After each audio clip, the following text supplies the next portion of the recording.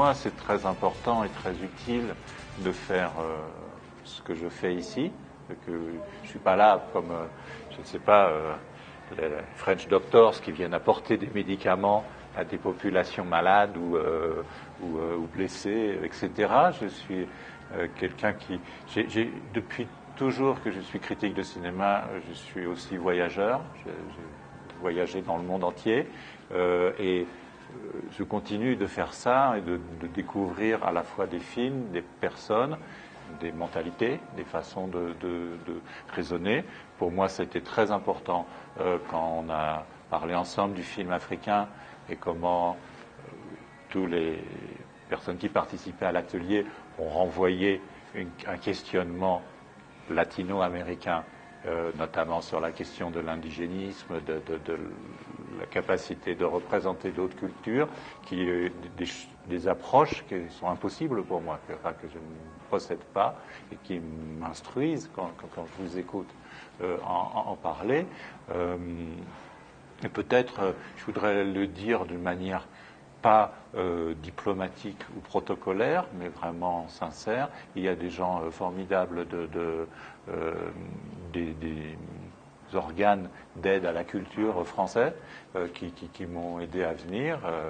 Anouchka que l'on a vu, Marie du centre de l'Alliance française. Il y a des gens comme ça c'est important pour construire des ponts. Sans eux, je ne serais pas là. Donc il faut le dire très simplement, pas comme un discours officiel, mais comme une chose de reconnaissance politique. On a besoin d'outils et aussi, ça veut dire d'argent, de décisions politiques des gouvernements pour construire ces ponts, pour que nous, on puisse se rencontrer et faire la conversation qu'on est en train de faire, par exemple, ou ce qu'on a fait pendant 4 jours dans l'atelier. Pour moi, le problème éthique ou l'enjeu éthique du critique est de mettre en évidence le comportement éthique, lui aussi, du film lui-même. Je crois que tous les films construisent un certain mode de relation, à la fois avec ce qu'ils montrent et avec ceux qui le regardent, les spectateurs. Et que ce mode de relation, il peut être sur un plan d'égalité, d'ouverture, de s'approcher des autres, de ce qui est montré. Ça peut être des êtres humains, ça peut être des animaux, ça peut être la nature. Le plus souvent, bien sûr, ce sont des êtres humains. Ou bien il peut regarder ceux qu'il nous montre d'une manière qui les enferme, qui les domine, qui les maltraite, qui les méprise, qui leur fait violence d'une manière ou d'une autre. Et que s'il fait ça, il fait aussi violence aux spectateurs. Un film qui traite mal ceux qu'il filme traite aussi mal ceux qui le regardent. Et que le rôle du critique, c'est de mettre en évidence cet enjeu éthique qui est de quelle manière un film regarde ceux qu'il nous montre. Ceux qu'il nous montre peuvent être des personnages d'histoires d'amour, d'histoires de gangsters, aussi bien que dans un documentaire, des gens rencontrés dans la rue. Et il n'y a pas de question de point faible, ou alors il faudrait entrer dans le détail d'une critique particulière et dire je trouve que je ne suis pas d'accord, ou il me semble que là, c'est pas comme ça. Mais pour moi, ce qui était important dans cet atelier qu'on a fait ensemble était la possibilité de partager le point de vue de chacun. Si je défends dans le cinéma qu'il n'y a pas quelqu'un qui sait les choses et qui a du pouvoir sur les autres, j'applique à moi la même chose dans cette situation-là. Et j'ai trouvé que ce qui s'est échangé entre nous, la façon dont nous avons parlé des films, était à la fois très riche et très respectueuse les uns des autres. Alors, dans mes critiques préférées, malheureusement, beaucoup sont morts, mais André Bazin, François Truffaut, Serge Danet, pour citer des critiques français, ont été très importants pour moi dans ma formation, justement parce que c'était des gens qui avaient toujours un rapport qui construisait une ouverture par rapport au film, qui était très présent à titre personnel, c'est-à-dire il ne se mettait pas très loin pour dire des choses en bien ou en mal sur le film, mais il parlait d'eux en même temps qu'il parlait du film, et c'était dans cet échange ou circulation entre eux deux que se jouait beaucoup de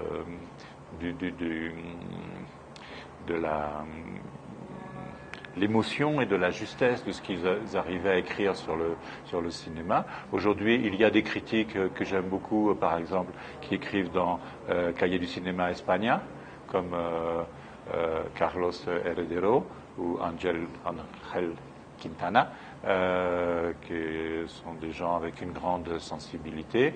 Il y a un très grand critique en Italie qui s'appelle Ghezzi, Enrico Ghezzi. En France, il y a deux critiques que j'aime énormément, qui sont au journal Le Monde. Il s'appelle Jacques Mandelbaum et Jean-François Roger. Je peux citer encore beaucoup de noms, mais c'est pas tellement, je crois, l'important, ce n'est pas de citer beaucoup de noms. Joe. Non, jamais. C'est bizarre, je suis le premier à être étonné parce que c'est très souvent le cas chez les critiques, et moi j'appartiens très clairement à une tradition critique française qui est celle des Cahiers du cinéma, où c'était une habitude que les critiques des Cahiers du cinéma, beaucoup d'entre eux deviennent cinéastes, bien sûr Godard, Truffaut, Rivette, Rohmer, Chabrol, mais encore après toutes les générations, et Mia Hansen-Løve, dont on passe un film aujourd'hui, était critique au Cahiers du cinéma, elle a 25 ans, donc avant de devenir cinéaste. Et moi, je n'ai jamais eu envie de devenir cinéaste. Ce que j'aime faire, c'est écrire. Et oui, je peux avoir envie d'écrire autre chose que des critiques ou autre chose que pour des journaux, écrire des livres, j'en ai écrit beaucoup, mais peut-être aussi un jour des livres de fiction, écrire des scénarios, écrire des pièces de théâtre, écrire, je ne sais pas, tout ce qui peut s'écrire, et pas du tout réaliser des films. Bien sûr, l'exemple le plus fort, le plus constant, c'est Jean-Luc Godard, c'est-à-dire que Jean-Luc Godard a dit que quand ils étaient critiques au Cahier du cinéma, lui et les jeunes amis qui allaient faire la nouvelle vague ensuite, en fait, ils faisaient déjà du cinéma, mais comme ils n'avaient pas le droit de se servir d'une caméra, ils se servaient d'un stylo à la place, mais que c'était déjà comme faire des films, la manière dont ils faisaient de la critique. Mais dans son cas, à lui, pas les autres, on peut dire aussi à l'inverse que quand il est devenu réalisateur, il a continué à faire de la critique de cinéma, et que tout le cinéma de Jean-Luc Godard est, entre autres choses, de la critique de cinéma, c'est-à-dire une réflexion sur les images, sur les récits, sur les personnages, sur les dialogues, et que tous ces films discutent ça, mais en question ça avec les moyens du cinéma.